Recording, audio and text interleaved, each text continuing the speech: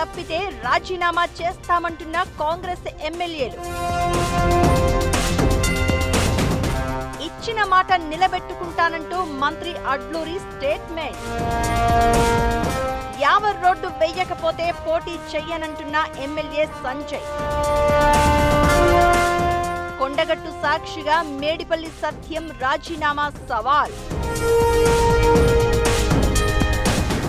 హస్తం పార్టీ ఎమ్మెల్యేలు versus BRS లీడర్లు.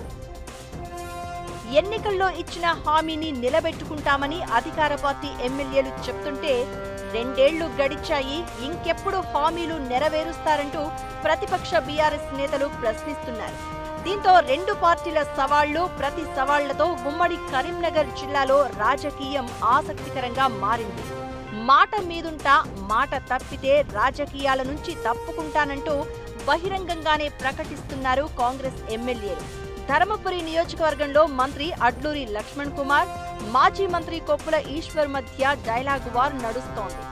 ఎన్నికల టైంలో ధర్మపురి నియోజకవర్గానికి bus depot, polytechnic, ITI, degree college తీసుకొస్తానంటూ హామీ ఇచ్చారు.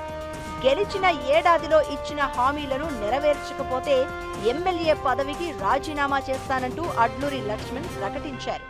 గెలిచి 2 ఏళ్లైనా హామీని నిలబెట్టుకోలేకపోయావు, రాజీనామా ఎప్పుడంటూ వెంటపడుతున్నారు మాజీ మంత్రి కొప్పుల ఈశ్వర్.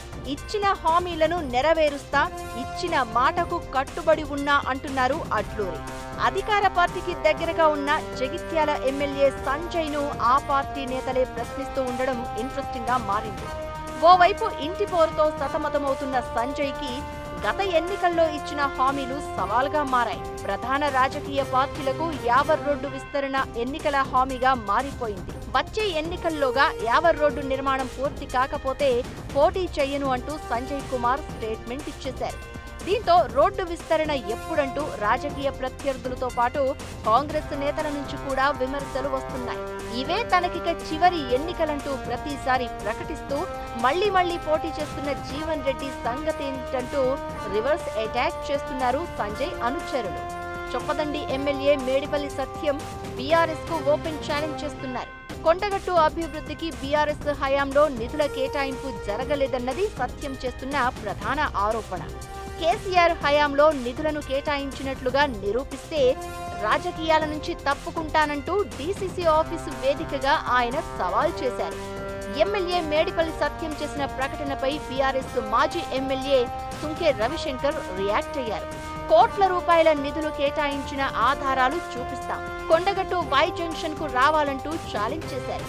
గతంలో అధికారంలో ఉన్న నేతలు నెరవేర్చని హామీలను ఒక్క ఛాన్స్ ఇస్తే తాము నెరవేరుస్తామంటూ భరోసా ఇచ్చి గెలిచారు నేతలు. ఇచ్చిన హామీలపై నమ్మకం కల్పించేందుకు రాజీనామా అస్త్రాన్ని వాడారు. కానీ మాట తప్పితే పొలిటికల్ కెరియర్ పైనే ప్రభావం చూపే అవకాశాలు లేకపోలేదు. ఇక వచ్చే ఎన్నికల నాటికి డీలిమిటేషన్ జరగనున్న నేపథ్యంలో ఎమ్మెల్యేలు ఇచ్చిన హామీలు నీటి మూటలే కాబోతున్నాయన్న టాక్ కూడా వినిపిస్తోంది. ఇప్పటికైతే కాంగ్రెస్ ఎమ్మెల్యేలు, బీఆర్ఎస్ లీడర్లు సవాళ్లు, ప్రతి సవాళ్లతో ఉమ్మడి జిల్లా రాజకీయాలను హీటెక్కిస్తున్నారు.